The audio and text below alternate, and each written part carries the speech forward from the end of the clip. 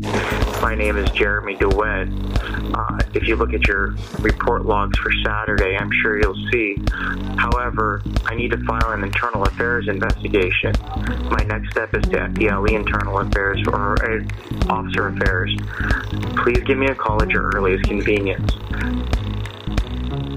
We've been running this business for 10 years, and we've been in your jurisdiction hundreds and hundreds of times. In fact, when you had a female sergeant and a nice lieutenant, on and on and on. All I kept saying over and over was, Sergeant, I have the registration. Let me prove to you my motorcycle is not stolen. Because at this point, nobody's talked about this supposed double yellow line that I've crossed, supposedly.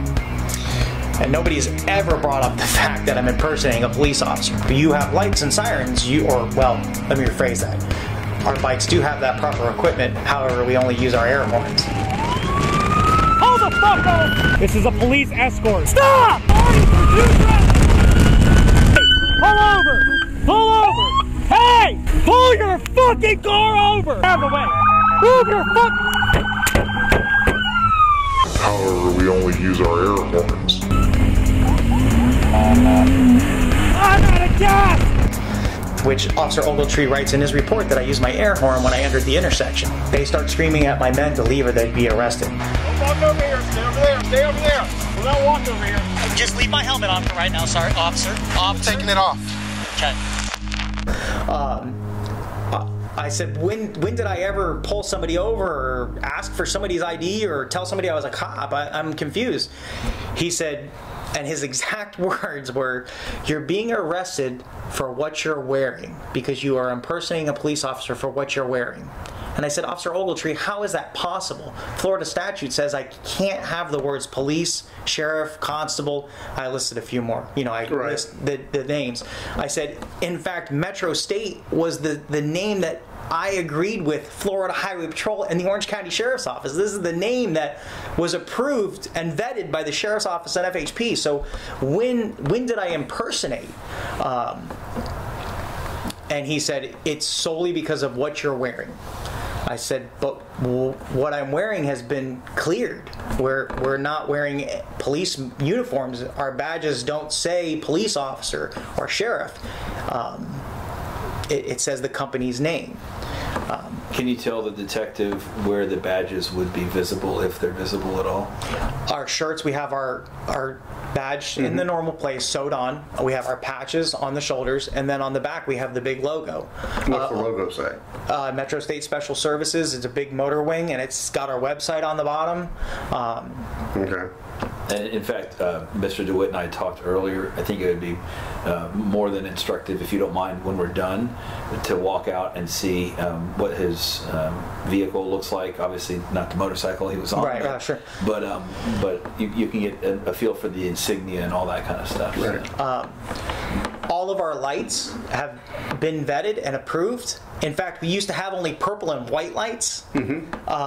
So that way it was just be funeral lights.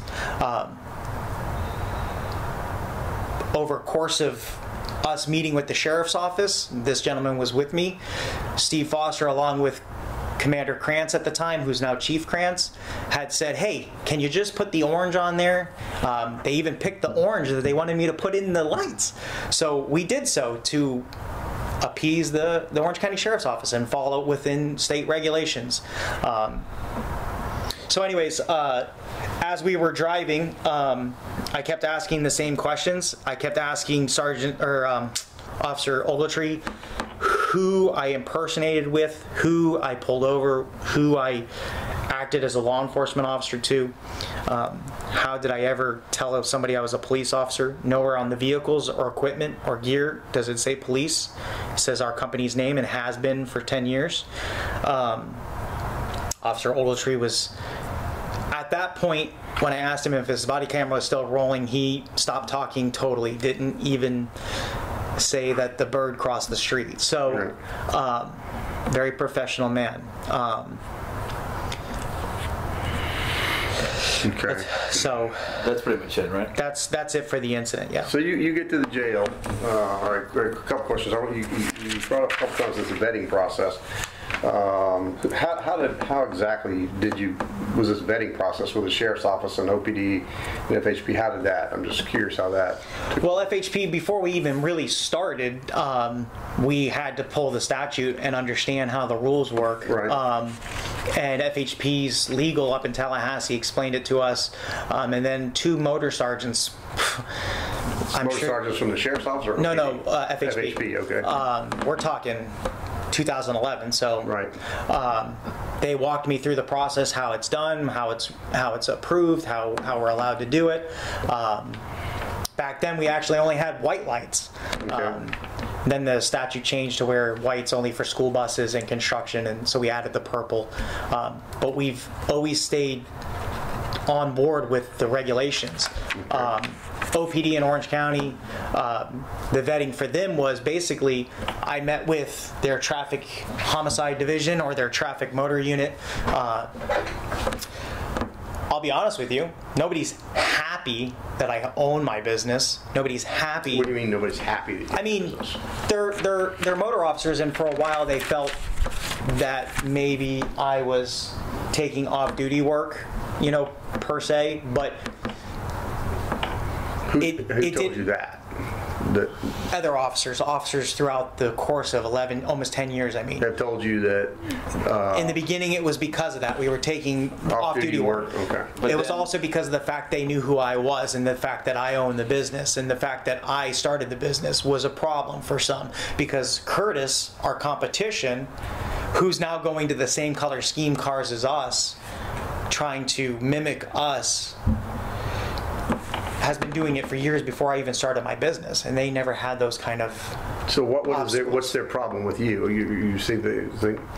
Detective, you know I'm a sex offender. Okay, but you're saying the motor officers don't want you doing this because you're a sex offender? It's not per se they don't want me doing it. They were just not happy with the fact that a company was doing it on motorcycles. Because they never messed with Curtis, so they kind of had an issue.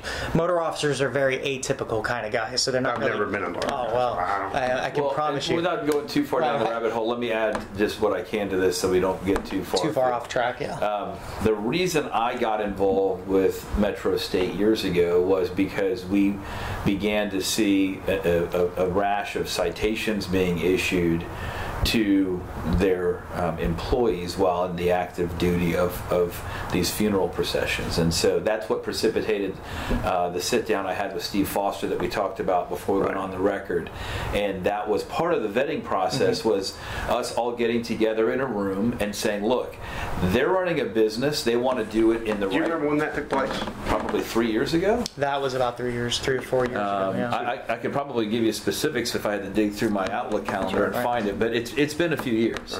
Right. So really the purpose of that was, look, we understand that you have a job to do from a law enforcement standpoint, but we feel like this is a very targeted scenario, right. and rather than continue to litigate these cases in court, which we were prevailing on, I think 99% of. Yeah, we only lost one out of in 1 year. You're talking about the traffic tickets. So, yeah, tickets for equipment issues and siren. I mean, just a bunch of nonsense. Anyway, we're getting too far afield. Right. Well, that was part of the vetting. Okay. Was getting involved to say, how do y'all want it done so that it comports with the statute and you can stop harassing this business? Because that's really what it was. They were losing thousands of dollars in attorney's fees and time because people kept writing these bogus citations. And so that was part of the vetting process, was to make sure that everybody was on the same page. And I don't want to go too far afield, but I can tell you that Metro State has been used over the years to do all types of ceremonial processions throughout Central Florida for honoring the fallen in various capacities. They're very well respected in that regard and have been used many, many times. So I find it laughable that someone's going to now come and say he's impersonating an officer. So, and you never really had any. Have you ever been accused of impersonating an officer before? Detective, you ran my record. Of course I have. Well, he's talking like this is the first time this has ever happened. Right, but I was a kid, and that was almost 15, 20 years ago. So no one I was an accused. explorer at the time, and I showed a badge because somebody said I stole gas. Okay. I never pulled anyone over. And never when told anyone I was was that? a cop. 1998, Right. but then, of course, then probation in 01. So since 1998, you've never told anybody you were a cop? I never told her I was a cop then either. Okay. I showed her my Explorer badge. Okay. And she thought that was a police badge because I got gas. Tell them the whole story. Okay. So I got gas at a gas station. My mom got me a credit card for my birthday, Okay. and I was skipping school. I was just turned 18. In fact, I just turned 18 for like a week.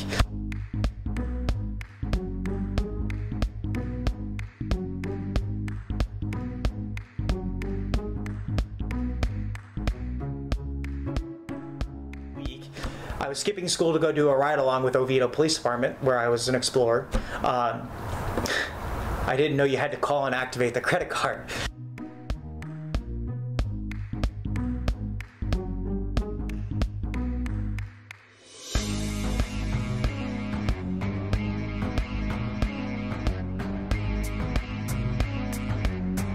So I went to go pay for gas, and it wouldn't pay. So she was screaming that I was stealing gas, and she was going to call 911. So now I'm freaking out because I just got accepted to the police academy.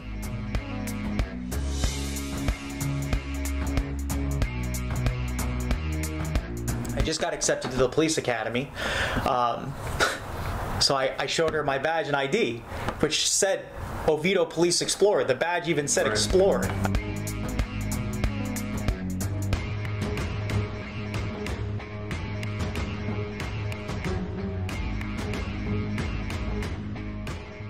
I said, ma'am, I'm not stealing your gas.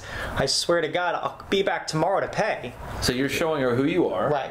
as a means of assuring her that you're not a thief. Right. Not trying to say, give me gas, I'm a Right. cop, I want a courtesy. It wasn't like that. In fact, I went back the next day to pay the $13.40. $13.40 that I pumped in gas. Okay. I went back the next day and paid it.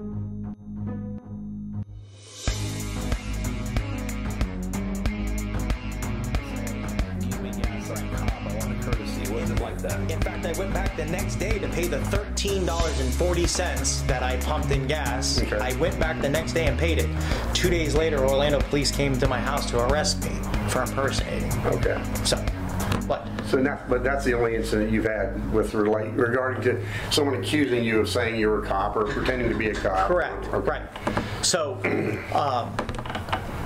But that is important though. And the reason I wanted to tell you the story is that also carries with him, because I have personally observed law enforcement officers in court when we're there treat him different because of that scenario, because they don't know anything about it.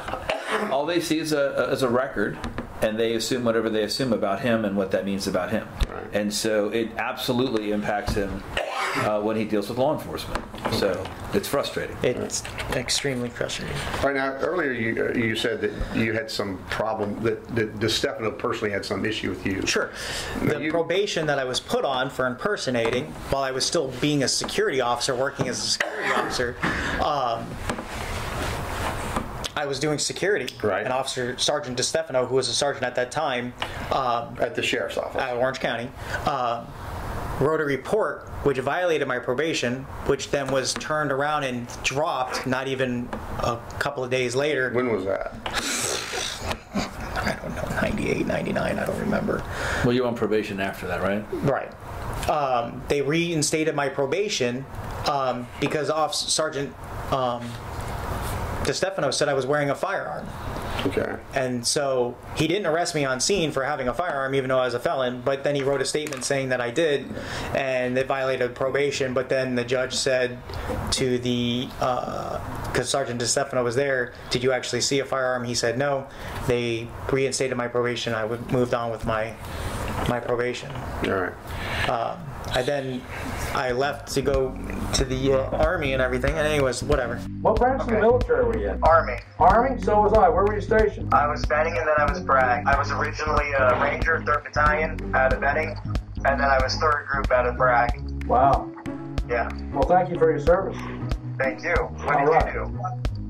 I was, I had a lot of MOSs. I was 31B20, which was communications, and then I was 16F Foxtrot, which was the M42 Duster. That's why I wear the hearing aids. Huh. Yeah, that was definitely probably. There different times.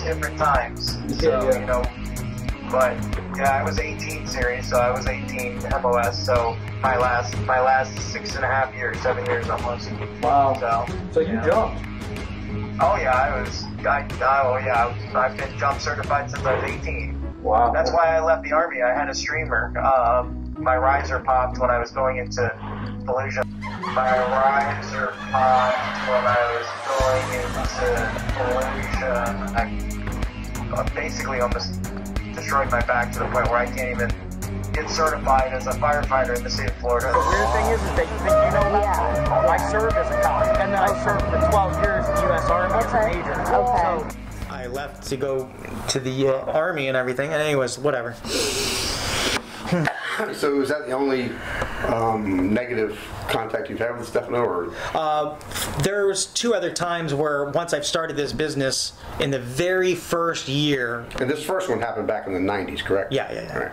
Right. The very first year, we ran into him. We had issues. What kind of issues? You know, just that we couldn't do funerals. It's been so long. It's 2011. Couldn't do funerals. Couldn't wear what we were wearing. So in 2011, he told you couldn't do funerals? Yes. And that you couldn't wear what you were wearing? Correct. Where was this at? It was off, we were going to Woodlawn, so it was somewhere, it wasn't 2011. This was just, we were coming up on Kirkman, and we were on Old Winter Garden coming up on Kirkman. He pulled me over. I was on a BMW, so it has to be somewhere around 2000. It was before my accident, 13. All right. He was still with the sheriff's office? Yes. Okay.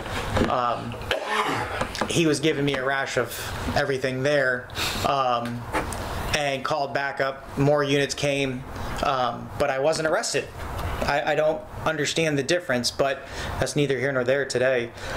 Didn't you file a complaint against Right, him? at that point I filed a complaint with Internal Affairs, and I made a complaint saying that this happened. So in 2013, you filed a complaint with Orange County Sheriff's Office Internal Affairs? Correct. All right, so I should be able to get that. But it was over the phone, and they said they would look into it. Whether they did or not, I can't answer that. Yeah, it was before my motorcycle accident, so it was in 2013. All right. Any other negative? Not since then. All right. Not with him. Obviously. Well, that's what your complaint is against. That's why I'm asking these questions. Now, you told the guy from Channel 2 and the guy at the jail that Stefano had been fired. Where did you get that information from? From other officers from Orange County, deputies that I know, that he was fired. But then I found out later, just recently, that he wasn't fired, that he was let go honorably, or he left honorably. But from what some people were telling me, that other deputies were advising me that he left honorably, but left because it was time to go, kind of situation. So there was a sergeant with the Orange County Sheriff's Office. I filed an internal investigation and affairs on him a long time ago. He knew who I was. He gave me a hard time back when we first started. He got chastised, got suspended. Hey, you're gonna be out in 2 hours, though. I was on a funeral escort. Listen to me. Your charges are horrible. Listen to me. The sergeant.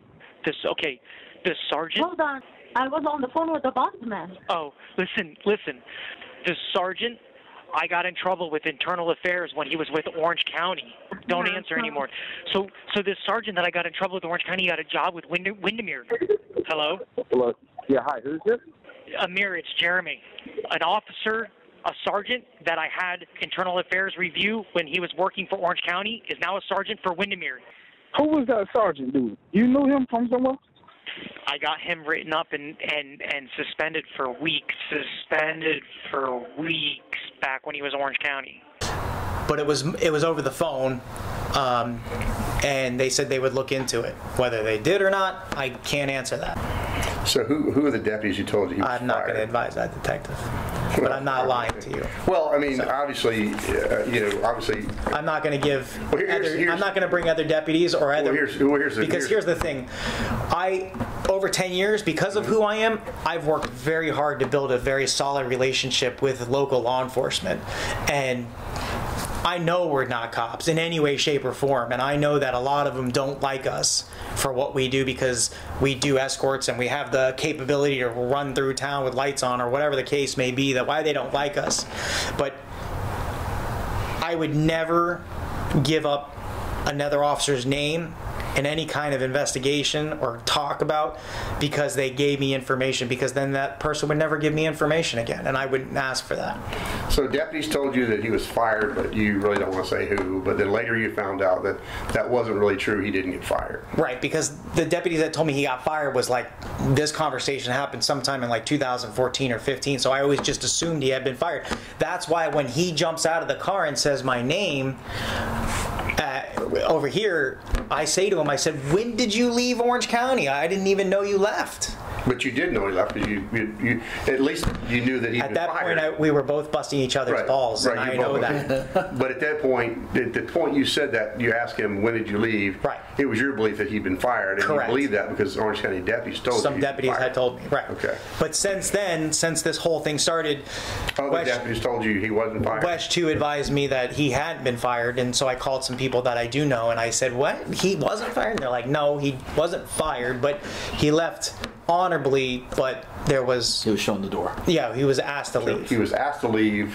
At least that's what I'm advised. Whether these deputies have the proper information or not, I don't know. Just like deputies don't have the proper information about my record. And you don't tell me those deputies are correct. Okay. All right. But detective, you've been doing this for how long again? I started in 1979. Oh wow. Well, thank you very much for your service. But so then I'm sure that when you watch the body camera videos and you hear how we're berating each other back and forth before he puts me in handcuffs, you'll be able to tell the smart ass attitude we both had with each other. So I can assure you, the history is clear, and I can assure you that I believed at that point he had been fired.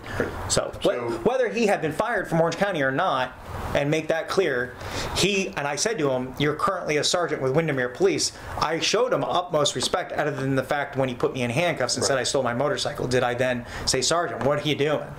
And at no time did I ever curse or pull away. A minute ago you said you showed him the utmost respect, but 2 minutes before that you were busting each other's balls. Were you showing respect, or were you all busting each other's balls? There's a difference between busting balls, detective, in a professional manner. Not that it matters, because you have the right to be professional when you're dealing with us. Well, we were joking back and forth. It was more of a professional joking back and forth, but playful, not professional.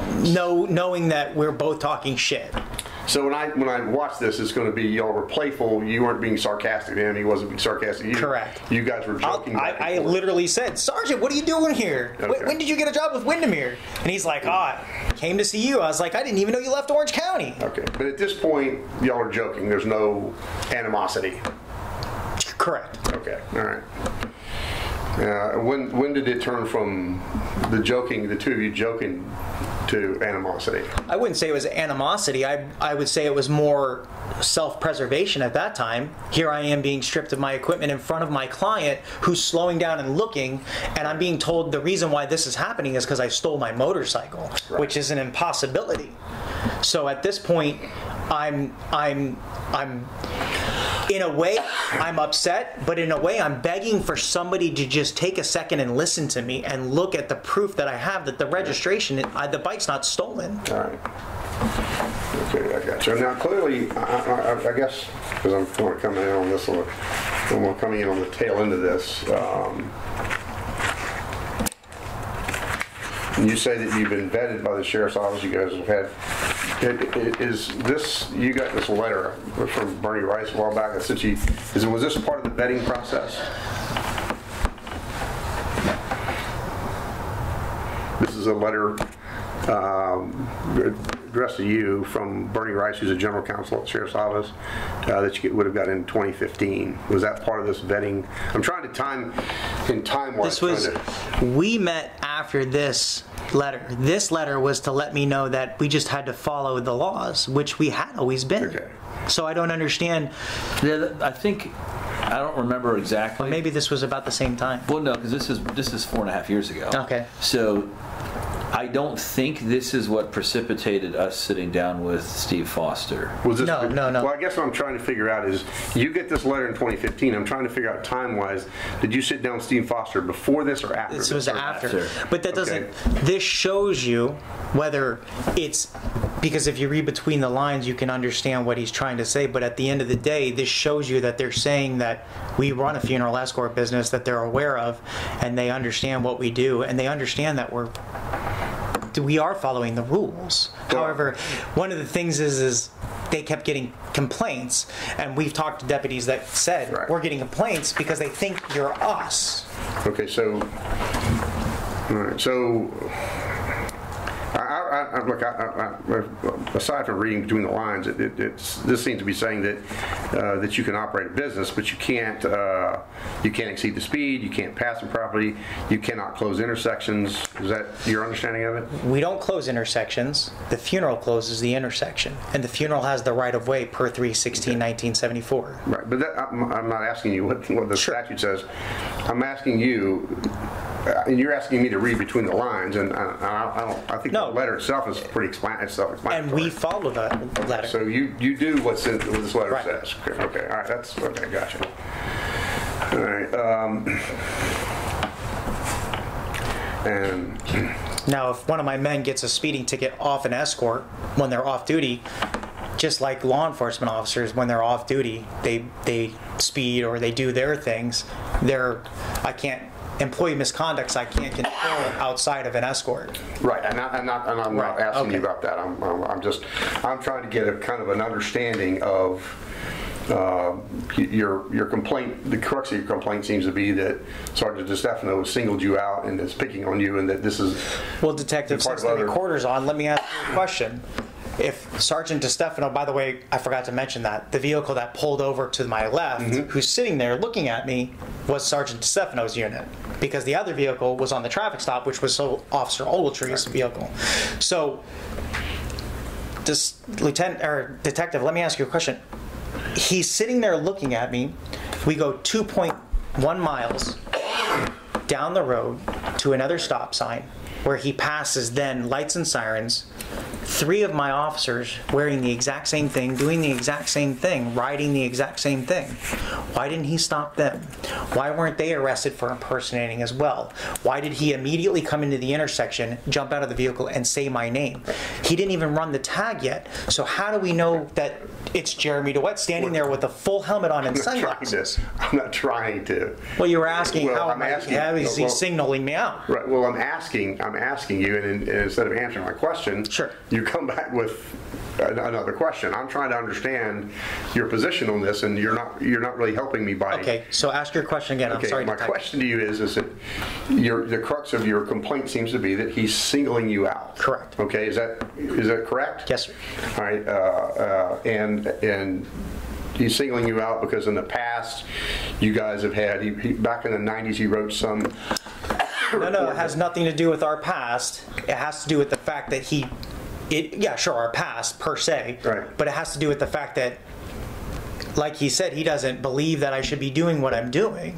He has a problem with what I'm doing. Why do you say that? I mean, what has he ever said to you? He's saying that you can't do this, you can't wear this. This is not. It's illegal. You're a felon. Okay. So, and he said that.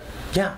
Just that day, never before. Correct. No, 2000. No, when you were telling him about the incident before your on 2013, he did the same thing, and he did it the other day on Saturday. Okay. All right. But I think the crux of the complaint. I mean, I don't mean to redirect what you're saying. Yeah, it's that he's singling him out, but I think the complaint is that he's wrongfully arrested. Okay. The complaint is that he's finding an excuse to continue an arrest because the statute says that a individual who's being unlawfully arrested does have the right to resist an unlawful arrest without using violence. And so they're trying to justify charging my client with these charges. And if the original basis for the arrest was a stolen vehicle that turned out to not be stolen, the proper recourse at that point would have been to unarrest him for that. But instead, they are now finding another means of continuing to continue the arrest. Yeah. Okay. Yeah. Here's the other thing, Detective. When Officer Ogletree took my helmet off and set it on the hood of the cruiser, once they put me in the back of the car,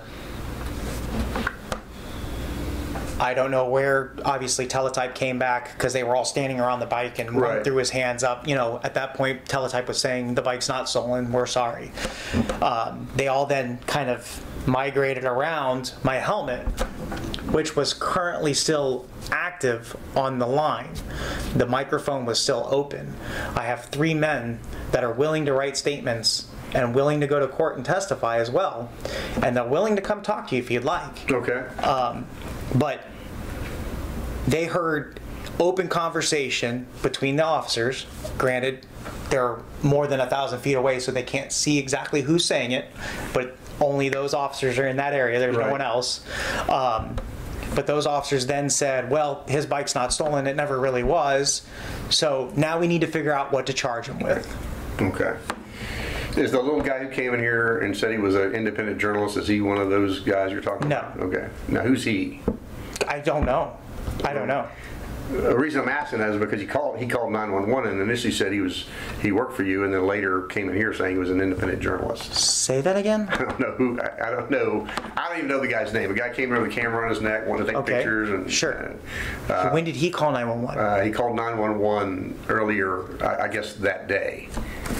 It sounds like the same guy on the phone calling 911 that was in here the day that was. I have a short guy. His name's Stephen Negron, who actually said you're a straight shooter, but that's not who the whatever they call him, a stringer or whatever they call him. That's not him. It's not the same guy. Well, it sounds like the two sounded.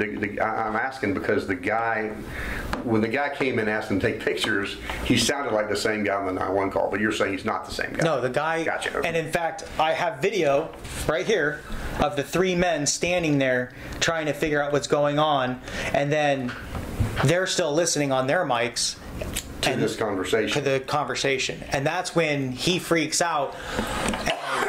He's the one that calls 911.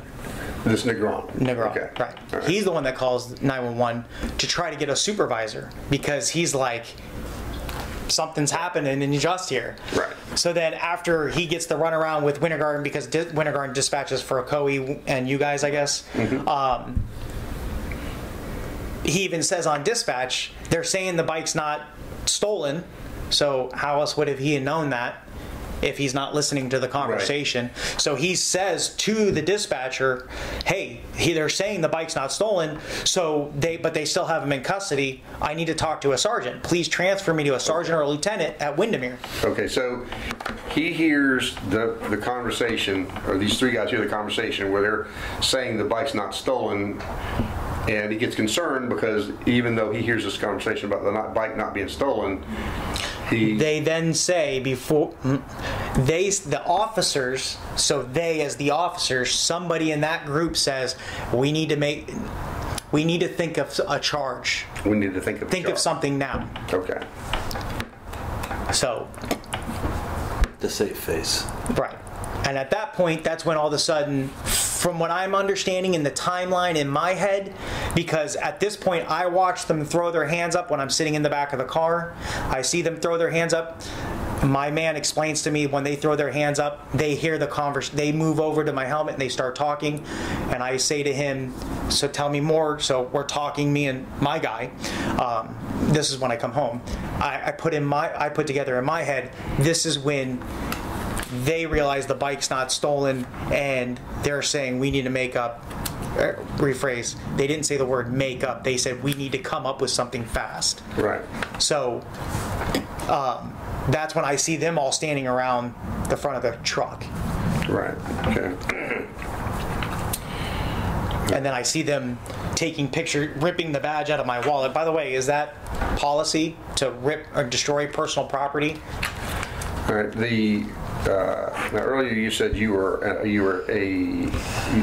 not a reserve. You were an explorer. Explorer with Oviedo, right? Sure. All right. Did you ever work for the Oviedo Police Department? No, I was in a sworn capacity. Not in a sworn capacity. Okay. Did you work there as a civilian? Yes. What did you do there? Well, a reserve, but it's like not paid. It's like not citizens on patrol it's kind like of thing. Volunteer, almost like an explorer, but one level above an explorer. Okay, explorer. And then a civilian.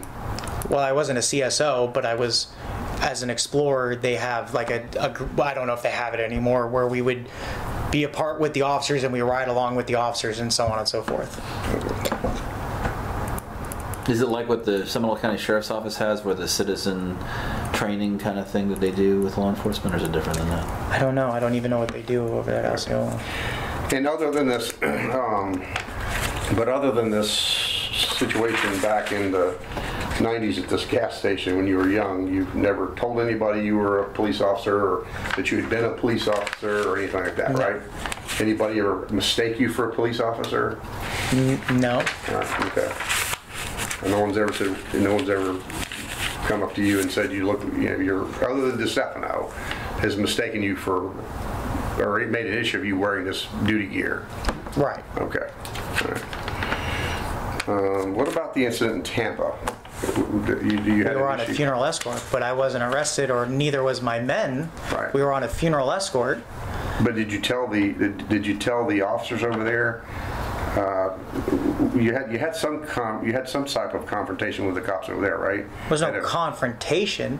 Okay. We were doing a funeral escort from the convention center downtown Tampa to the cemetery, and the Tampa PD was unaware of our agency, even though we called dispatch and advised them that we were doing a funeral through their jurisdiction. A detective who was standing on the side of the road just came over and started talking to one of my officers, not even to me. Right. My officer advised me that he was talking to him, so I turned around and came back, talked to the detective. The 1-star, which was amazing that a 1-star is out walking around in uniform, but anyways, the 1-star was there. You're talking about the Customs and Protection, the Border Patrol guy. We're talking about something completely different then. This is at the Border Patrol office. Okay, sure. We were at U.S. Border Patrol. I was having lunch across the street at Buffalo Wild Wings. Parked my motorcycle. Border Patrol said that we couldn't park there, or what? Okay. Was it in the Border Patrol parking spot? No. Okay. So hold on. So let me tell the story because how much longer do you think we're going to go, by the way? Me and Jessica, my associate, who's no longer with our agency, but anyways, me and Jessica, she was in bail bond school in Tampa. Right. I met her for lunch. I was in uniform, of course, because we just did a military funeral in Tampa. Right. For MacDill Air Force Base. We just transferred somebody to Bushnell Cemetery. I left Bushnell, came back, met her for lunch, parked my motorcycle there in the parking spot. I didn't even know it was a Customs or Border Patrol office. It was a office with tinted glass. So I went in. Next thing I know, I'm coming up, getting on my motorcycle. As I'm getting on my motorcycle, a security officer, not even a Border Patrol agent, a security officer said, "Hey, what are you doing? You can't park here." I said, "I'm sorry, I'm leaving right now." As I said that, 2 Tampa PD units show up, female officers. So they said, "What's going on?" I was like, "I don't know. He's saying I can't park here. I'm about to leave anyways." And she said, "Well, you're in uniform." I said, "I just did a funeral escort." And they started talking to us. A sergeant came out. He said, "What? You guys are a funeral escort company, so what's the problem?" And that was it. Have I committed a crime? Security officer? What the fuck kind of federal law is that? You better figure out real fast. Deputy security officer, who you are. Go ahead, go get a federal agent now. Go get a Homeland Security officer now. You don't have to Have I entered your facility? We don't know. Have I entered your facility? Yes or no? Security officer. Dude, you're representing. No, he's not. You don't need to worry about who I am. Are you cleared for that? He owns this business. Are you cleared for that? What's your GS level? Because I know what my military level was, my classification. Okay, we can What department did you work at? You said you were a police? I was an Oviedo police officer. Oh, Orlando. Yeah, Wow, Oviedo. okay. Then I did the Army. I was young and dumb and I wanted action, so I joined the Army, was a Ranger, and then I went SF, and then my parachute didn't work right, my back got hurt, my brother got killed, and I drank it. Life changed. This charging affidavit here says you told this girl you met off of on Ashley Madison that you had a gun and you had to put it in your car. You mean the same woman that made false complaints that this man had to save me from? Right, I'm just asking. So she's lying, is that what you're saying? What's in this affidavit? Say that again now. She said what? Well, she said that when you guys met on, she's claiming, I'm sure you've read the affidavit. Tell me this. She's claiming that the night you met, that you had a gun, that you had to put the gun in your security car. She's also the same one that contacted the FBI and said I was smuggling guns from Egypt with my wife. Okay. So once she found out who I was and she started blackmailing me for money, when I stopped paying her, she all of a sudden went to the sheriff's office and started making false complaints. Do me a favor, while you're doing an investigation, look her up, because she keeps calling DCF every other month saying that I'm sleeping with Jessica's children. Jessica is my ex-associate. Okay, the girl you were with in Tampa? Yes. Correct. Okay. And so she's calling DCF accusing you of every other month saying that I'm touching Jessica. All right. So, but did you meet her on Ashley Madison? Of course. Okay. And did you guys have a conversation on Kick? Is that how you guys met her? And you are SF Ops 2015. Is that you? Right. So this Jennifer, she went to and accused how did she blackmail you? So I was paying undisclosed amount of monies to locations. But before we go on, Detective, she is correct. It says motor officer all day, which is exactly what Orange County approved in the very beginning. So this is the dash cam video. And here's another question before we go on. We're not doing more questions. I've got to close this out. So Okay. We're not doing well, no, it's very important. We're not doing it right now. I haven't been in trouble in 10 years, Detective. You've not been arrested at all in 10 years? Other than the registration thing, yes. Huh? Other than the registration that got me in trouble for, yes, you're right. That's the only time in 10 years you've been arrested? Yes. You weren't arrested in Chicago recently? I was detained for throwing a chair, yes, while a man was trying to repossess a rental car. I'm on the 6th floor. The report's not going to say that you were on the 4th floor flinging chairs? 6th floor. 6th floor flinging chairs at the guy? Screaming. That's our truck. It's a rental truck. What are you doing? How many chairs did you throw? I did throw 2 or 3. I won't lie. There's no lie. Okay. State certified federal agents. Well, then why is he acting like such a moron? And just trying to make up shit. Apologize. Do whatever you got to do so he doesn't press charges at this time. You're going to have to eat humble pie. Yes, because you let your temper get the best of you in this one. But Sergeant, you got to control your temper. Roger. So why don't we talk to him and see if you can talk to him? Can you apologize without being snotty? Yes, Sergeant. And just eat humble pie, and I'm doing this because you're an officer, am I correct? Yes, Sergeant.